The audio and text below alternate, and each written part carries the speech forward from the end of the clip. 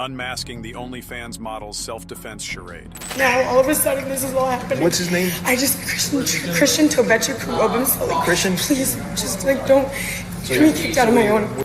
On the 3rd of April, 2022, the Miami police received a distressing phone call that sent shivers down their spines. I can't feel my arm. I can't feel my arm. But my boyfriend is dying of a stab. Ma'am, what is the address? Northeast 7 times. 4101.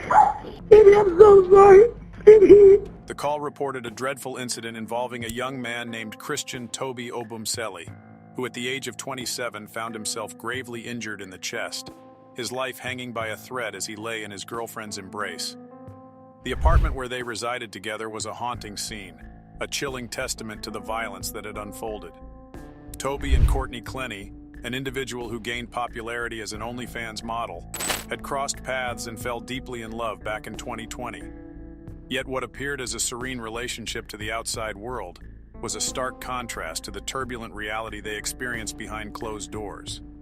Their bond was tainted by frequent and intense arguments that spiraled into violent confrontations, prompting concerned onlookers to contact the authorities on multiple occasions. However, it was their most tense altercation in April of 2022 that would leave Toby fearing for his life, his desperate pleas for mercy echoing through the air. In her defense, Courtney strongly denied any involvement in Toby's life-threatening condition when questioned by the police. However, the authorities harbored suspicions and deemed it necessary to subject her to an extensive interrogation that spanned an arduous 5 hours. My apologies for being absolutely covered in blood. Listen, you don't have to apologize, okay? I completely understand. All right? Things happen, and you can't control it. Okay? How long have you guys been together? About 2 years. About 2 A years? year and a half to 2 years, yeah. Okay. Is he okay? He's still at the hospital. They're still, I know. monitoring him and talking to him. So we're waiting. Oh my God! So he didn't even have to have surgery. Well, I don't know. They're still doing X-rays and stuff like that. So I don't know yet. I'm waiting to hear a response. That's all I have to know. Thanks. Okay. Upon informing Courtney of Toby's hospitalization, but assurance that he was still alive, the detectives approached the delicate situation with a mindful approach. Understanding the unpredictable nature of the suspect's reactions, they chose to adopt a tactful and non-accusatory tone. Their primary goal was to alleviate any concerns Courtney might have and create an atmosphere of comfort and trust, encouraging her to open up about the events that transpired. By employing this approach, they hoped to put Courtney at ease and increase the likelihood of obtaining valuable information from her. We just gotten back together. I had broken up with him, and then he came back the last 2 nights, and everything was perfect. And then she got into an argument, and I ended up getting scared, and I think that I overreacted, or not overreacted necessarily, but reacted, and I just didn't know exactly what might happen. Do you guys work here in Miami, or do you guys have your own business? I do social media, so I'm an influencer, I guess is what call us, yes, I'm an influencer. What do you focus on, like Instagram or social media apps? Instagram, OnlyFans. And what is it that he does? Stocks and crypto. Stocks and crypto. He just has stocks and stocks and crypto. We were gonna move into a house. So, have an apartment, and then we were like, maybe just move here for a year. And then once we got here, we were like, no, this is dope. Yeah. So, we have the dog picked out. It's a golden retriever. We're going to name Mello. So, we're going to get a house. So, we can have a backyard. Because I have 2 dogs, and then we're going to have 3. So, we're planning on staying here for a while. Sorry. Once again, you don't have to apologize. Recognizing Courtney's vulnerable state, the detectives understood the gravity of the situation at hand. However, their ultimate objective was to uncover the truth and bring justice to the incident under investigation. Given that Courtney was the subject of the investigation, with accusations pointing towards her involvement in Toby's case, the detectives acknowledged the necessity of delving into the depths of her past and her relationship with Toby. Understanding the potential impact of reflecting on their shared history and contemplating the repercussions for her future, the detectives knew that this emotional turmoil could potentially elicit a more vulnerable response from Courtney. It was their hope that by confronting her with the weight of the situation and encouraging self-examination, she would be more inclined to reveal the truth and potentially provide a straightforward confession, shedding light on the events that unfolded on that fateful day.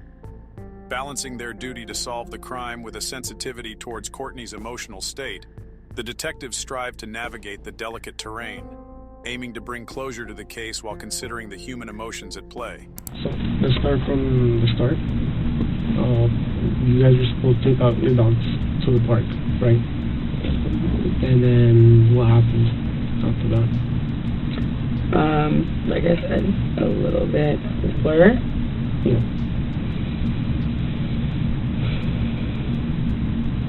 I was doing laundry and tried to call my mom. She didn't answer the first time. And then he left. I guess he went to go bike over there. That's just what he said. I don't know if he walked or biked, but he told me he was going to bike personally. Like a bicycle? Yeah. Okay. And then he came back with a Subway sandwich, and I said something about like, oh, are you gonna like reshare your location with me? Like, did you want to share it? And he said, yeah, I shared it. And I was like, oh, when did you do that? And he goes, the other day, like when you were done with me. And I was like, okay, well, fair enough. Like, reshare it. And then he told, I mean, it kind of like turned into like a little like argument or something. And then he told me to reshare mine, and I was like, okay, yeah, I will. And then I didn't do it immediately. He asked me about it again, and I don't know what I was thinking, but it just said something about, well, what if I'm somewhere you don't want me to be? Okay. Which I wouldn't have been. I love him, but just like, you know, maybe you don't want to know where I am. I guess maybe they'll just like hurt him because he was pressing me, and he ended up pinning me against the wall. And then, I mean, I said like choking me on the floor. It's just like they were looking at my neck, and I was like, I mean, I'm not saying like choking me, like, you know, whatever. But I mean, he had my like neck, like and this happened twice before, where I couldn't breathe and I was on the floor. Yeah. I could not breathe, and I don't think that he was trying to kill me, but I was scared, and all 3 times I have been scared. So yeah, I'm on the floor, and he got my mom on the phone. This happened like over by the door, and somehow moved like over in the living room. He was standing by the couch, facing toward the kitchen. I was in the kitchen, and then he just like, I could see like all the whites in his eyes, and he was like coming at me. And so I grabbed one of these knives my mom got me for Christmas. I grabbed one of them, and I was like, I swear to God, I swear to God, grab and be like, don't come anywhere closer to me, because I mean earlier that was happening 2 other times. I couldn't breathe. I'm sorry, I couldn't breathe, and it's very scary. And I just think like, just like this kind of thing where I was saying like, do you know if he's okay? If he's choking me and he's angry enough, he might like, or, I mean, this is different, I think. But if he's like choking me or like pinning me or something and I can't breathe, he might go too long. So I grab a knife and I said, don't come anywhere closer to me. I had absolutely no intention of using it. I'm on the phone with my mom, and he's coming at me like he's gonna grab either the phone or like the knife or something. And so I was just like, I was like, don't come any closer. It's coming at me, and I drew it. And I meant for it to go. How far away was he? Well, I was by my fridge, and he was like by the edge of one of the chairs of the sofa. Okay. Like comparing to what 10 feet. I'm trying to think in my head. To summarize Courtney's account of the incident, she explained that an argument erupted between her and Toby after they had mutually stopped sharing their phone locations. According to her statement, the altercation escalated to a point where Toby physically restrained her, pinning her against the floor. In response to this perceived threat, Courtney asserted that she retaliated by hurling a kitchen knife across the room, unintentionally hitting Toby in the chest. She emphasized that her actions were driven by self-defense, as she felt compelled to protect herself from further harm. The knife remarkably found its mark and caused Toby to suffer a severe chest wound, instilling in him a deep fear for his life. Courtney's account highlights her belief that her actions were a direct response to an immediate threat, and that the outcome was unintentional. She maintains that her sole intention was to defend herself from Toby's aggression, emphasizing the unexpected and tragic result of the knife-throwing incident. Okay. So then, you were by the fridge and he was by the couch? You were by the fridge and he was by the couch? Yes, I was in front of the fridge. He was by the couch. Yes. And then behind my island. Then what kind of movements did he make that he at the moment? He was gonna walk running up? At me. Running? Okay. Well, charging, aggressively walking, something. What was he doing? Like, was he doing something with his hands or? He had his hands up. I couldn't tell you exactly. Was he yelling at you at the time? Yes. Was that at the moment that he was charging you or earlier in one of the arguments? It was before he choked me. Yes, it was before he choked me. Okay. Or whatever. But I swear to God, I was scared. I mean, after like what had just, I was scared, and I was on the phone with my mom, and it was still happening. Yeah. I was scared. So you told me that he had you against the wall at one point, right? With his hands over your neck. Mm-hmm. And how did you end up from the wall to the ground? Let me go. Uh-huh. Let me go, and then I started swinging on him because I had been against the wall. Okay. I started trying to hit him. Yeah. And then he put me on the ground. He dropped you to the ground.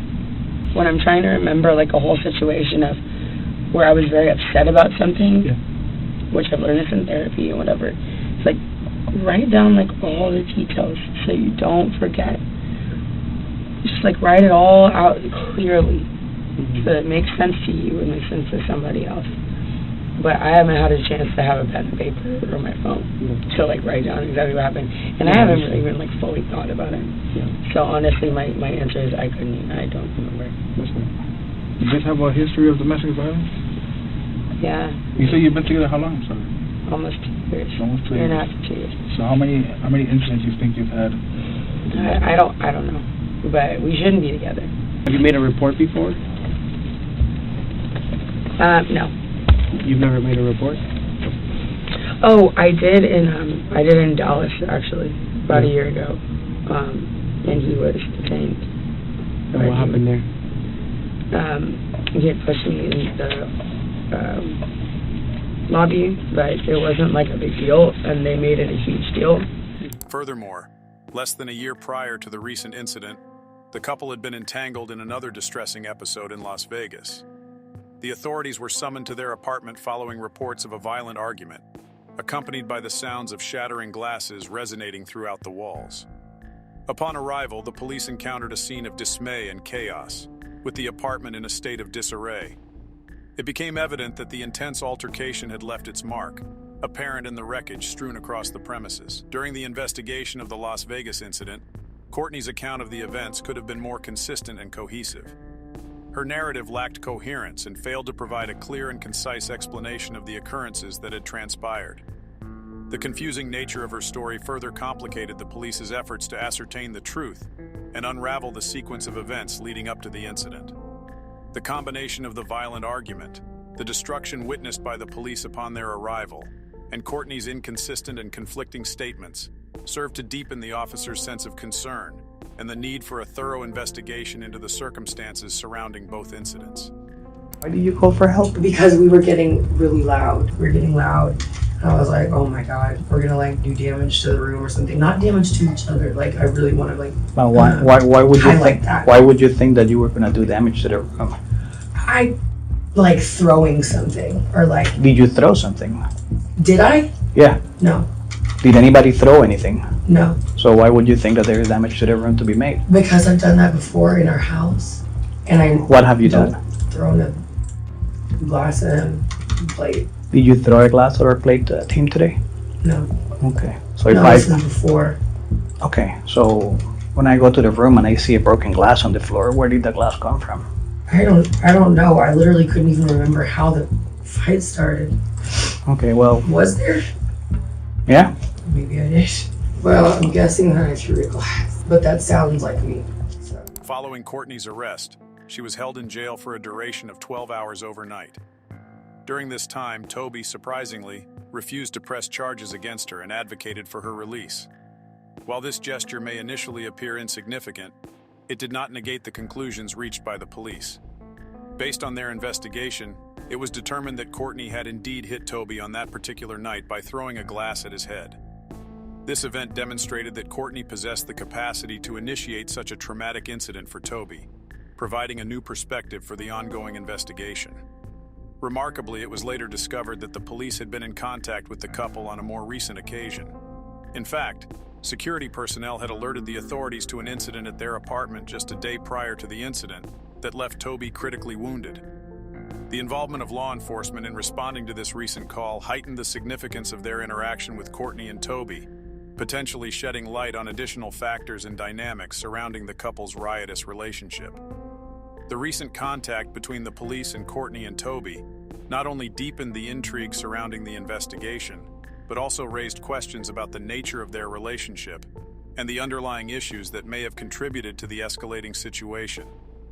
As the authorities delved deeper into this perplexing case, they recognized the significance of these recent events and their potential implications for unraveling the truth behind the harrowing incident that had left Toby fighting for his life. But the cops have been up there one other time yesterday for absolutely no reason. Absolutely none. They harassed, not the police, but security guards from the office, like young security guards. Came up for no reason. Bothered him, bothered me. Contrary to Courtney's account and the information provided thus far, it is essential to note that the police had actually responded to the incident at Courtney and Toby's apartment, capturing the entire exchange on their body cameras. The footage obtained from the body cameras presented a stark contrast to the narrative Courtney had presented during her interrogation. The recorded footage provided a first-hand account of the events that unfolded, allowing the investigators to assess the situation objectively. It served as an invaluable piece of evidence, potentially shedding light on the true nature of the altercation and the roles played by Courtney and Toby.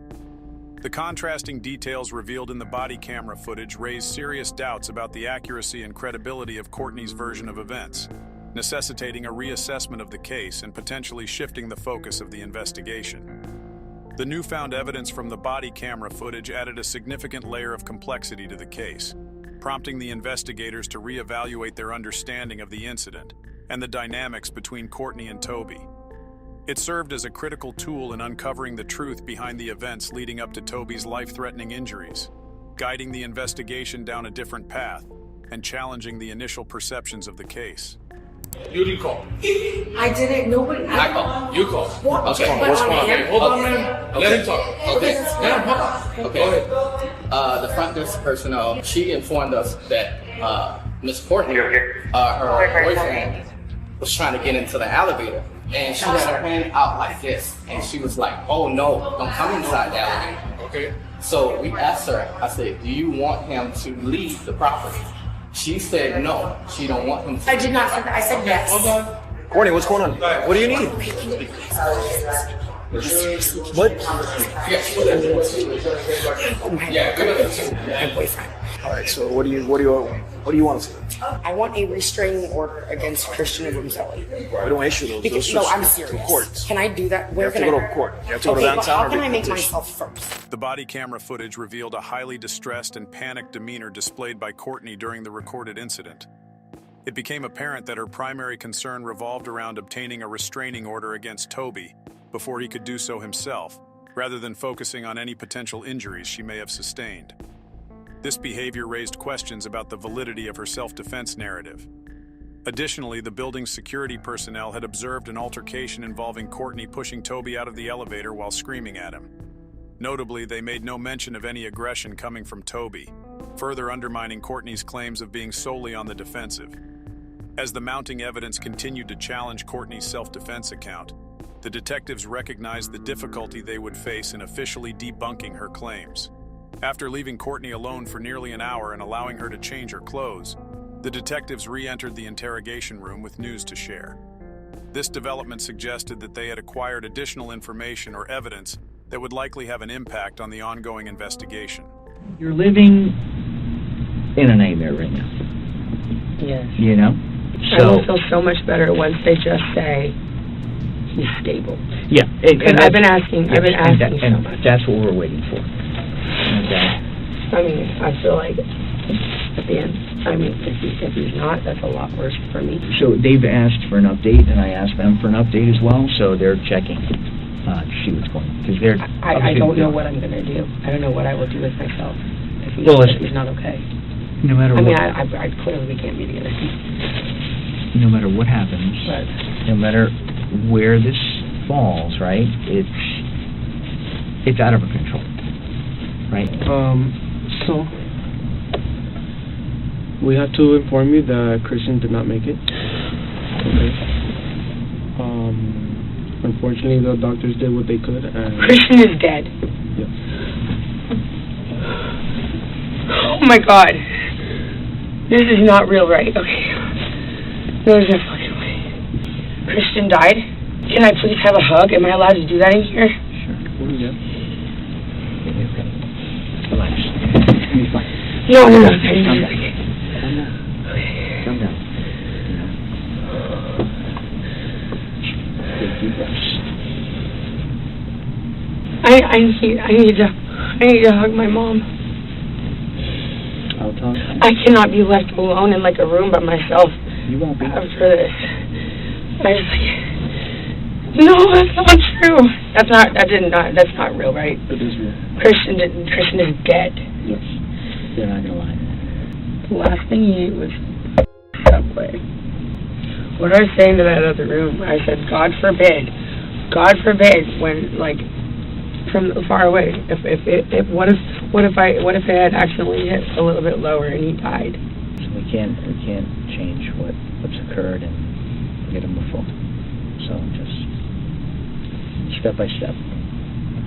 So you'll get through this, all right? It becomes evident that the detectives, based on their initial reactions and conversations, held a reasonable conviction that the incident may have indeed been an act of self-defense. Their demeanor and discussions implied a belief that Courtney would likely be allowed to return home that night, and that the situation would eventually resolve itself positively. However, it is essential to note that at that point, the detectives were unaware of the accumulating evidence that contradicted Courtney's claims, as mentioned earlier. As time progressed, the evidence began to stack up, bolstering Obumseli's case and weakening Courtney's defense. The body camera videos, which were made public, provided a more transparent and objective perspective of the events, ultimately challenging Courtney's account. These videos exposed the true nature of her previous arrests, casting a less favorable light on her actions and credibility. Additionally, other incriminating videos surfaced, such as one capturing Courtney in a state of public intoxication mere days after her release. These videos further contributed to the growing doubts surrounding her character and potentially weakened her position in the eyes of the public. As the evidence continued to surface and shed light on the true nature of the situation, it became increasingly apparent that Courtney's initial portrayal of events was inconsistent with the emerging facts. The mounting evidence created a stronger case against her, potentially undermining the previous decision to release her without charges. Yeah, and they're seeking justice. Typing, sir? Yeah, What? let's all videotape her. Right now, you should go. Yeah, you should go. Because you just know her boyfriend. Yeah, you did. Yeah, and yeah. Yeah, okay, cool. Indeed, public behavior that contradicts the expected demeanor can significantly impact how an individual is perceived, especially in the context of an ongoing investigation and public opinion. Courtney's public display of intoxication, shortly after her emotional state was on full display during the interrogation, may have further tarnished her reputation and credibility in the eyes of those observing the case. Moreover, the discovery of secretly recorded footage on Toby's phone revealed a distressing side of Courtney. The footage depicted her engaging in aggressive behavior, including screaming, physically hurting Toby by hitting him across the face and using foul language. You literally talked to her without telling me! Courtney, I was on a bike ride and she passed me and I said, hi, you and Courtney are having a live chat. My bad, I forgot to tell you that. That doesn't make you to act and call me a You're a Yes, thank you. Coming from Courtney, thank you. I want you to get away from me! These actions, combined with other accounts portraying Courtney as the abusive party in the relationship, prompted Toby's family to take legal action against her. The final blow to Courtney's defense came from a medical examiner who conducted an examination of Toby. The medical examiner's conclusion, presumably pointing towards evidence of injuries consistent with a pattern of manipulation, would likely have a significant impact on the court proceedings. This expert opinion further solidified the narrative that Courtney had been the aggressor in their relationship, providing a critical piece of evidence for the prosecution. As a result, the combination of testimonies, corroborating accounts, and the medical examiner's findings would significantly weaken Courtney's position, potentially leading to a decisive outcome in the court case against her. On the information you received that the defendant was alleged to have thrown this knife, do your observations support that? If the person who supposedly did this is an expert knife thrower, and the knife is the type of knife that you can throw, I guess that could have happened. Did you receive any information that the defendant was a knife thrower? No. So based on that fact that you did not receive that information, would it support that? No. And what would you expect to see a knife do if someone just flung it at somebody? It would just hit the body and bounce off. Now, as a result of this case, did you come to a cause, or did you make a determination as to the cause and manner of death? Yes. Could you please explain those to the court? The cause of death was stab wound of right subclavian artery. The manner of death was homicide. As of April 2023, Courtney finds herself awaiting one of the most highly anticipated trials in recent memory. The weight of the evidence compiled against her, including the body camera footage, witness testimonies, and the disturbing videos captured by Toby, has created a formidable case. Charged with crime, Courtney faces the prospect of a life sentence in prison. Given the substantial evidence stacked against her, the outlook does not appear favorable for Courtney. The accumulation of incriminating factors, combined with the public scrutiny surrounding the case, has cast a shadow of doubt on her claims of self-defense. As the trial approaches, the court will carefully evaluate the evidence presented, witness testimonies, and expert opinions, seeking to establish the truth behind Toby's tragic case. The outcome of the trial will ultimately determine Courtney's fate, and the possibility of spending the rest of her life behind bars looms over her. The anticipation surrounding the trial reflects the significance and public interest in seeking justice for Toby and resolving the troubling circumstances surrounding their relationship.